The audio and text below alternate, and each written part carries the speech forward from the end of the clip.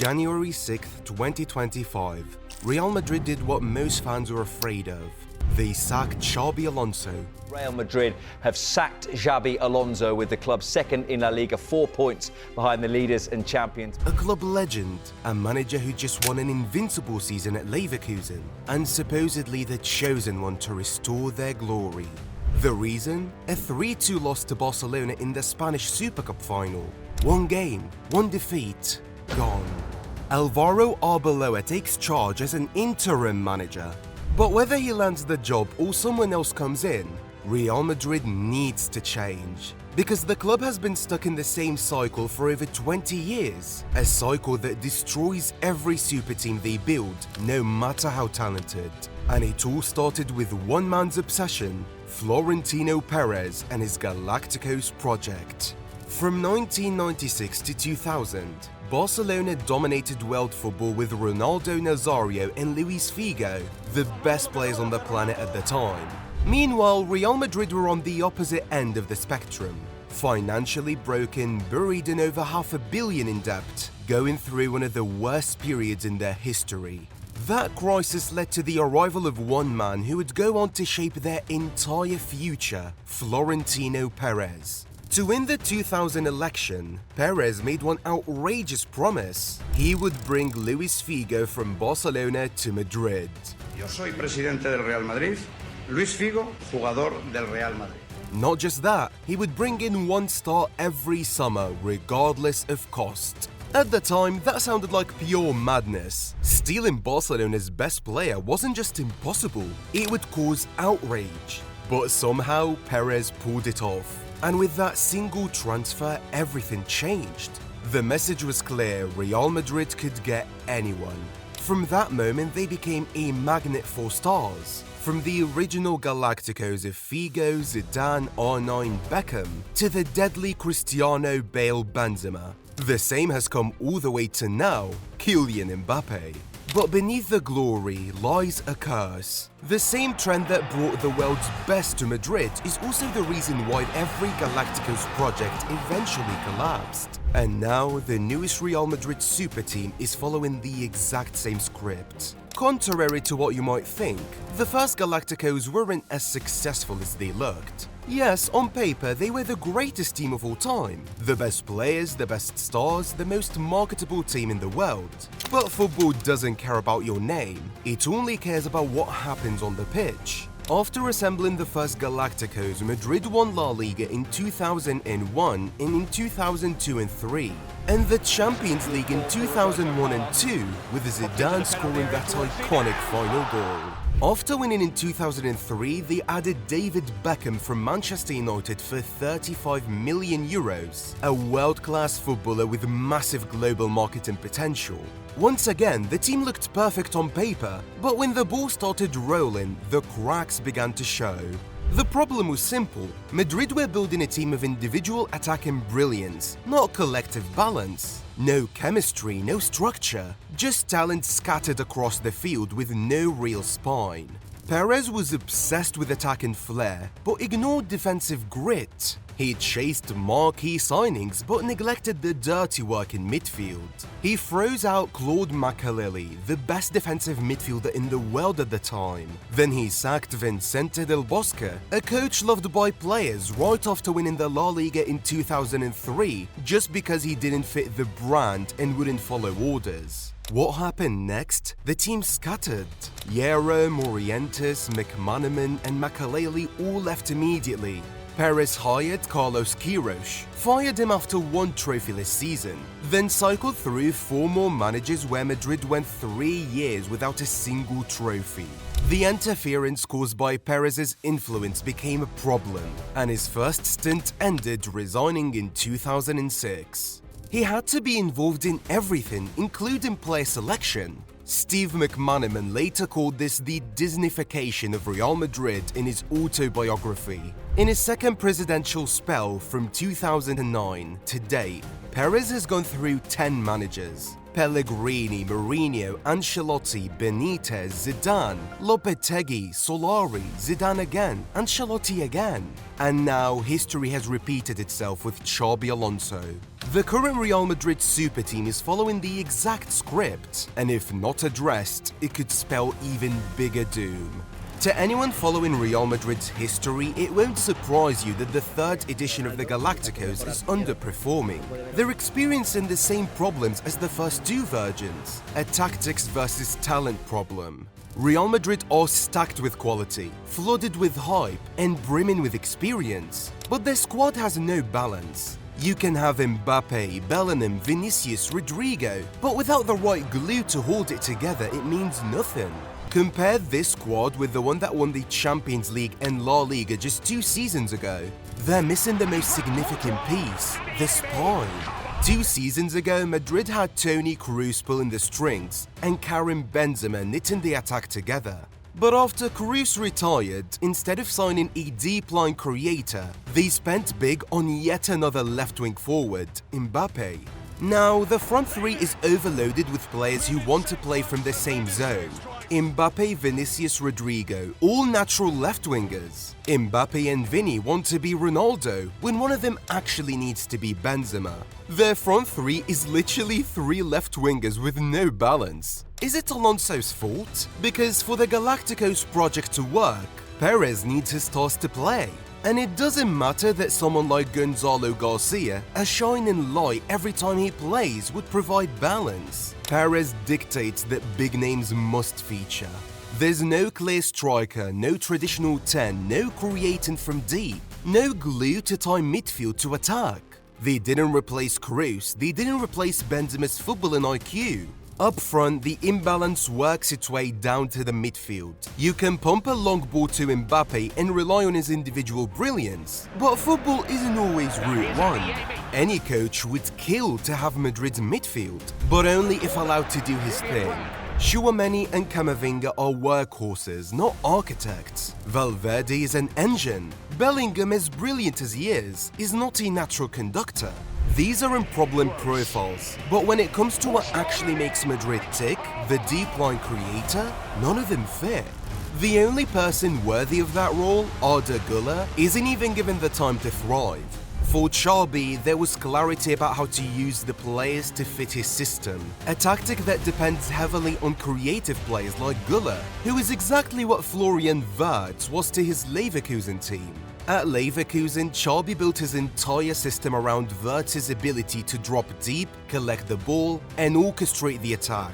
Güler has the exact profile, the vision, the technique, the intelligence to unlock defenses. But at Madrid, he's barely getting any minutes. Instead, it's obvious, the man upstairs just wants Xabi to play Bellingham regardless of fit. That's the heart of the issue. Madrid has a tactics versus talent problem. This Madrid side doesn't win with structure. They rely on individual brilliance and hope it works. And with players like Bellingham, Vinny and Mbappe, sometimes it does. But in the big games, against organised sides like Manchester City, Atletico, Liverpool, Arsenal, and more recently Barcelona in the Super Cup final, that chaotic setup has been exposed time and again. Madrid literally had no answer for Barcelona in the final. They were clueless against Liverpool's attack and fell horribly to Atletico's set-piece tactics. These teams don't just press, they plan for every scenario. They adjust formations when needed. They dominate space to limit Madrid's runs. When Liverpool pressed high, Madrid couldn't build from the back. When Atletico sat deep and hit them on set pieces, Madrid had no defensive organisation. When Barcelona controlled possession, Madrid couldn't win the ball back. Xabi Alonso has the tactics to adapt, but Madrid's DNA prevents him from changing the traditional 4-3-3 formation. The club's identity is tied to it. The fans expect it. Perez demands it. But underneath the talent, imbalance and tactical problems, there's one final reason that truly explains why this super team crumbled. And this one might be the hardest pill to swallow, because it's the same reason PSG's almighty trio fell apart. One crucial reason Alonso failed at Madrid: main character syndrome. Main character syndrome is when someone views themselves as the protagonist of their own story, seeing their experiences as more significant than others. This is what broke PSG's star-studded trio, and now it's creeping into Madrid's dressing room. When you build a team filled with stars, every player thinks they're the headline act. They don't just want to win, they want to be the reason you won. They don't want to share the spotlight. And when your squad has Mbappe, Bellingham, Vini, Rodrigo, and others all in their early primes, the spotlight gets crowded. No one wants to be second. But football doesn't work like that. A great team isn't built on who shines the brightest. It's built on players knowing when to step back and when to step up. At their peak, Madrid had Modric, Kroos, Xabi Alonso, Bale and Benzema. Players who didn't care about social media, headlines or Ballon d'Or shouts. They cared about winning. And because they cared about winning, they all stepped back for the main man to shine, Cristiano Ronaldo. Eventually, they all got their deserved accolades. But now, this team is dripping with ego in a toxic way. Vini wants to be the face of the club. Mbappe has already been crowned by the media. Bellingham was called the best midfielder in the world last season. Rodrigo wants his shine back. Valverde wants more responsibility. Even Tchouaméni and Camavinga are hungry for more than holding midfield roles. And when everyone wants to be the guy, no one wants to do the dirty work. No one wants to sacrifice. No one wants to be the glue. So when the going gets tough, the team breaks. They don't press, they don't fight for each other, they don't track back. Not because they're bad players, but because there are too many main characters and not enough role players. This isn't a new story. PSG tried this with Neymar, Mbappe and Messi. Stack of unlimited talent, but couldn't win the Champions League. Chelsea tried it with a bloated squad full of egos under multiple managers. It didn't work. And now Madrid, with all their talent and firepower, are stuck in the same trap. And this is exactly why Madrid crashed against Barcelona, which to Mr. President is the ultimate sin. Unlike Madrid, Hansi Flick turned his team of kids at Barcelona into the most dangerous attack in the world. They've scored the most goals in Europe, won 4 trophies and nearly reached the Champions League final.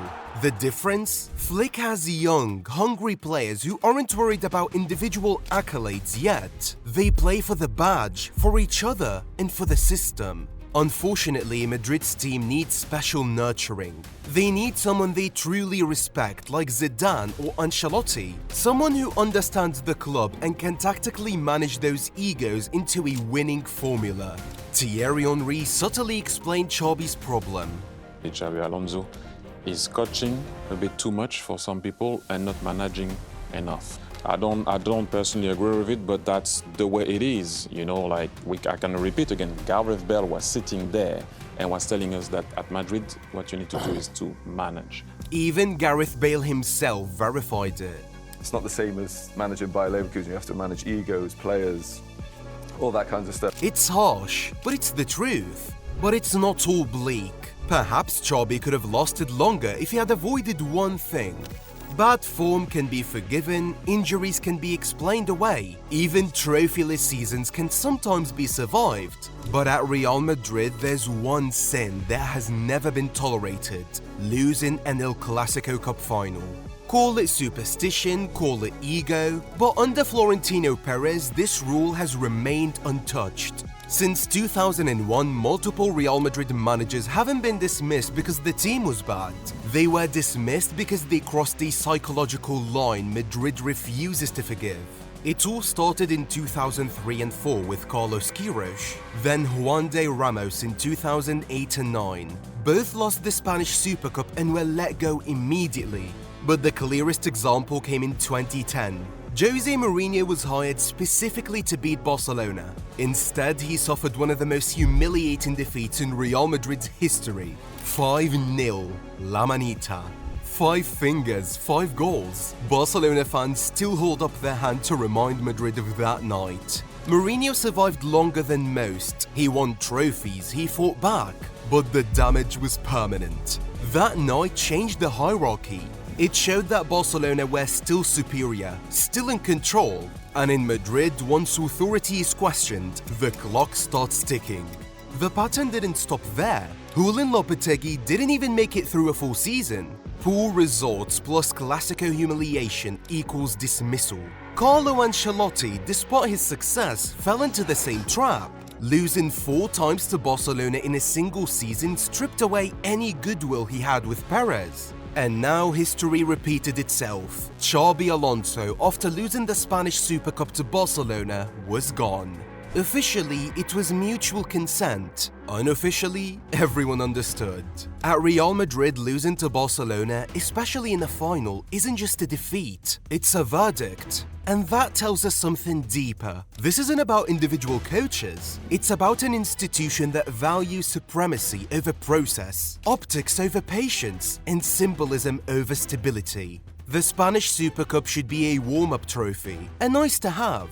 But at Madrid, it's treated as a litmus test. Lose to Barcelona and you failed the only test that matters. Which leads us to the uncomfortable truth. The same Galactico culture that attracts the world's biggest stars is the same culture that makes long-term team build-up almost impossible.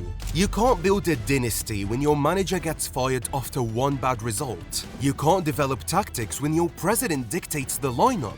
You can't create team chemistry when every player is focused on their personal brand. And now, with the third Galactico era already showing cracks, the question isn't why Xabi Alonso failed. The real question is, can any manager survive long enough in this system to fix it? With Arbeloa in place, it's not clear where this team will land at the end of the season. But one thing's for sure.